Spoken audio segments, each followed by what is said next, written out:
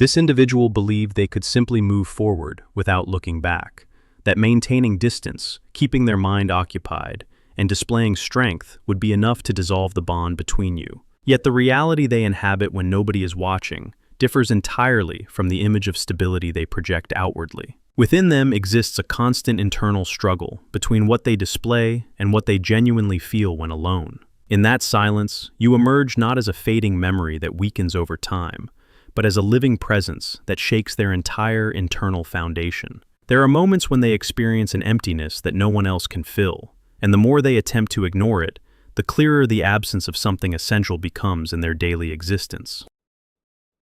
The difficulty in letting you go doesn't stem from weakness. It originates from the truth of what you shared together.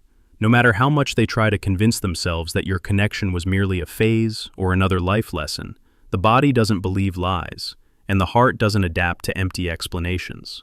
What happens inside them is a continuous comparison between what they experienced with you and what they've been trying to rebuild since then.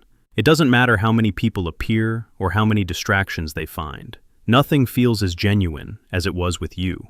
Because when a soul recognizes its other half, all other connections seem forced, incomplete, and superficial. This person has changed, even if they don't say it, and refuse to admit it to anyone, except perhaps at night to their pillow. There are clear signals that they cannot detach from this connection. Recurring thoughts about you or unconsciously searching for your essence in other people, who never reach what you were to them. They feel that something essential is missing, as if a part of their own being is no longer where it belongs, because by distancing themselves from you, they have also distanced themselves from their true self. With you, they could be authentic, without masks, without the need to prove anything.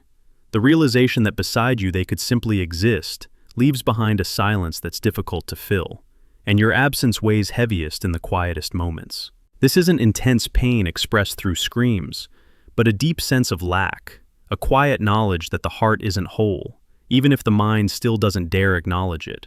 This internal battle sometimes manifests as pride, distance, or prolonged silence, but none of these reactions should be confused with genuine indifference. On the contrary, a person who feels too much and doesn't know how to cope with that intensity often resorts to control and silence to protect themselves from what still hurts. The paradoxical truth is that your very absence becomes the strongest proof of how important you are to them.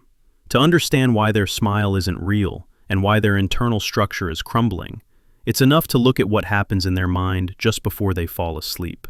When all distracting noises fade and truth takes its place, when social masks stop working and nothing prevents them from looking inward, there in the twilight of their room, memory becomes painfully accurate. They don't remember the conflicts, nor the logical reasons for the distance. They remember the feeling of home beside you. They remember the peace that only your presence gave them. This peace, once so natural, is now completely absent from their new reality. This is a quiet battle. Between the desire to write to you, to break the ice, and the paralyzing fear of confronting their own vulnerability, they have tried to fill the void you left with new activities, with work until exhaustion, or even with other people, in desperate hope of finding again the fire they felt with you. But every attempt ends in quiet frustration. They realize they can find company, can talk, can spend time with someone, but don't find resonance. The difference is painful and profound. With you, everything flowed naturally. There was mutual understanding without many words, a common language that transcended what was spoken. With others, everything seems like effort, like a continuous role in which they must watch every word and gesture to fit in. The desire to replace you is perhaps the deepest wound. They have realized that people aren't interchangeable puzzle pieces, and that the energy you brought into their life was unique. This uniqueness becomes a burden when they try to find it in the eyes of others, and there discover only strangeness. Their current life feels like a fraud. They play a role. They pretend that conversations interest them, despite being bored, and that plans excite them, despite leaving their soul cold. While they smile and nod, their thoughts return to you. What are you doing at this moment? If you sense that they wear a mask, write MASK in the comments. Do you also think about them in this instant, or have you already moved on? Ironically, in their attempt to separate from you and escape emotional responsibility, They have built within themselves a prison of superficiality. Today they feel lonelier among people than when they shared silence with you. This lack of authenticity demands its price. Their body tenses, anxiety arrives suddenly, and emotional exhaustion overwhelms them. Exhaustion that sleep cannot cure. This is the fatigue of maintaining a lie. The lie that they're better off without you. The lie that you no longer mean anything. The lie that they've overcome you. In the quiet hours of night, when insomnia becomes their constant companion, a certainty spreads in their chest like physical pressure that they've lost something precious. They review your last conversations again, search for signs, analyze looks, and torment themselves with the thought that letting you go might have been the biggest mistake of their life. But it's not just about missing you. They miss themselves too. That version of themselves that you awakened in them. The bolder, more sensitive, more alive version. By separating from you, they have lost part of their potential as well. And precisely this loss of identity creates the emptiness that nothing can fill. Sometimes they pick up the phone, write a message, and then delete it.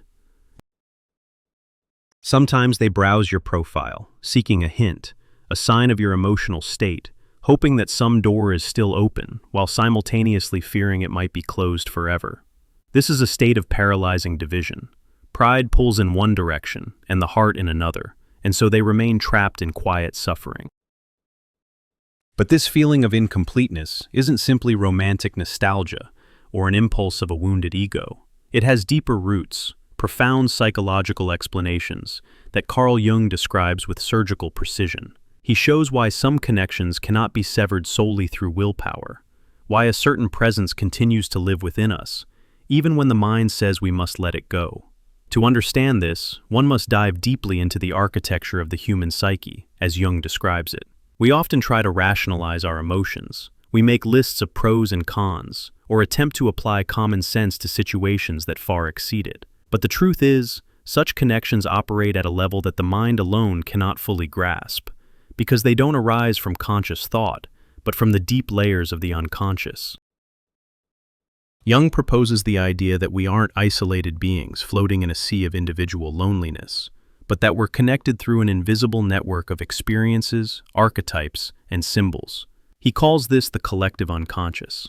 In this vast inner ocean of the soul, physical distances lose power. There, souls recognize each other and intertwine in a way that time cannot erase. When two souls experience an encounter like yours, this isn't merely chance or superficial biological attraction. This is a case of synchronicity. Jung defines synchronicity as the appearance of meaningful coincidences without visible external cause, which nevertheless hold deep significance for those who experience them. This is that feeling when you meet someone and immediately know, quote, zero, or the impression that fate itself organized this moment. These connections aren't random. They're based on the recognition of something ancient that already existed in both people, even before they met in the visible world. This is like two pieces of a cosmic puzzle, long separated, that finally touch and trigger a clearly perceptible click in the soul. But the intensity of these signs cannot be artificially created. You must acknowledge your own perception. That inner voice telling you the connection is real, it's correct.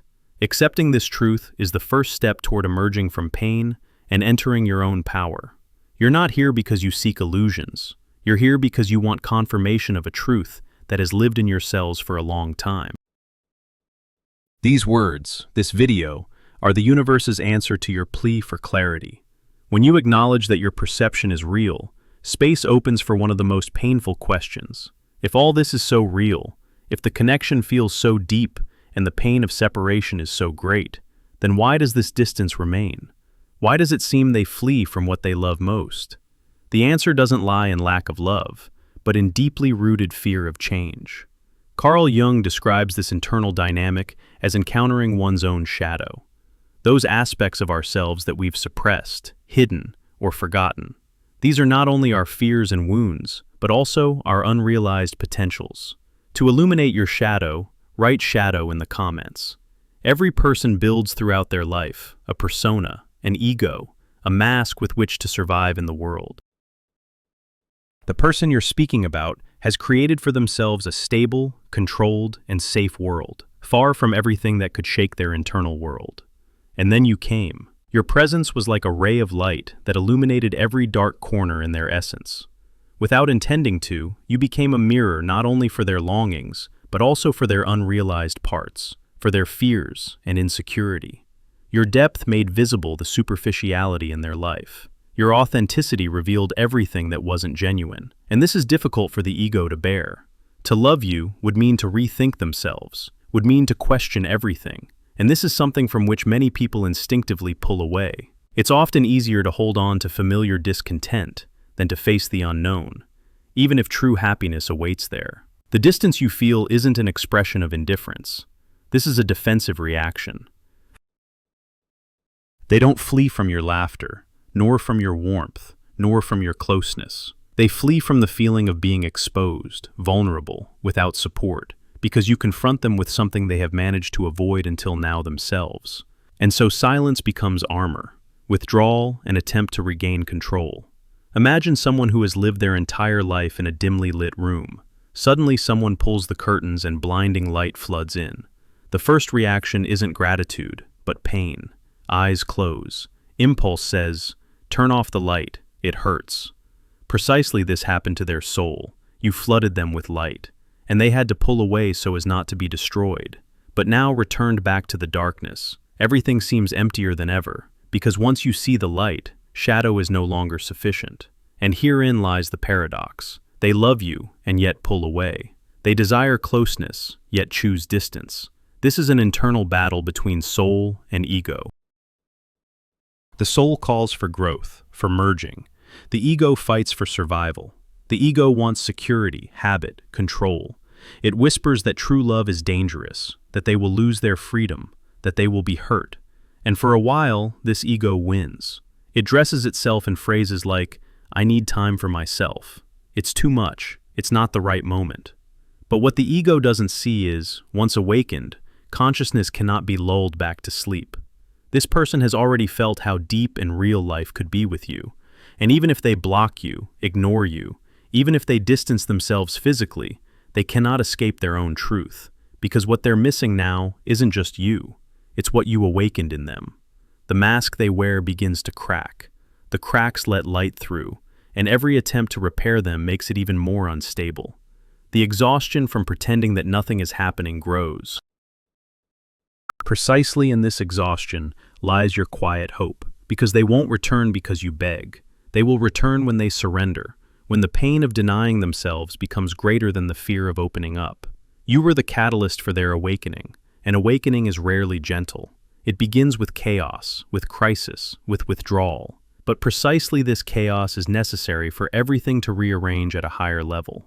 You cannot fight their internal battles for them. Your absence is your greatest gift now. It forces them to confront what they've suppressed for years, because no matter how much the ego fights, there exists something it can never defeat, the emptiness your absence leaves. And precisely this emptiness becomes the strongest force of change. What appears as stagnation in your life is actually an invisible process of transformation.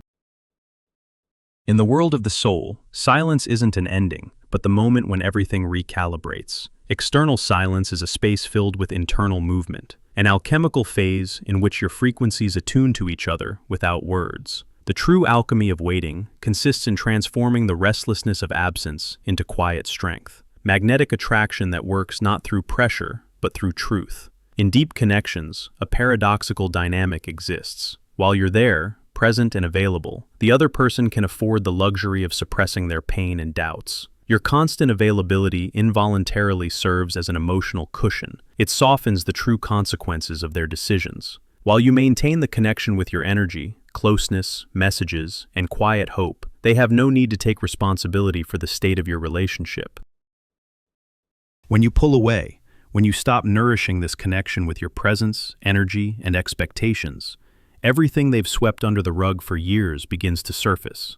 Then their mind has nothing to hold on to, no messages from you to reassure them, no warmth to soften their fears, no stability to confirm they're loved, even if they don't acknowledge it.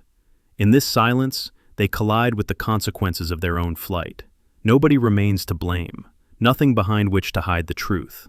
They remain alone with themselves, and with the pain they thought they could escape by distancing themselves from you.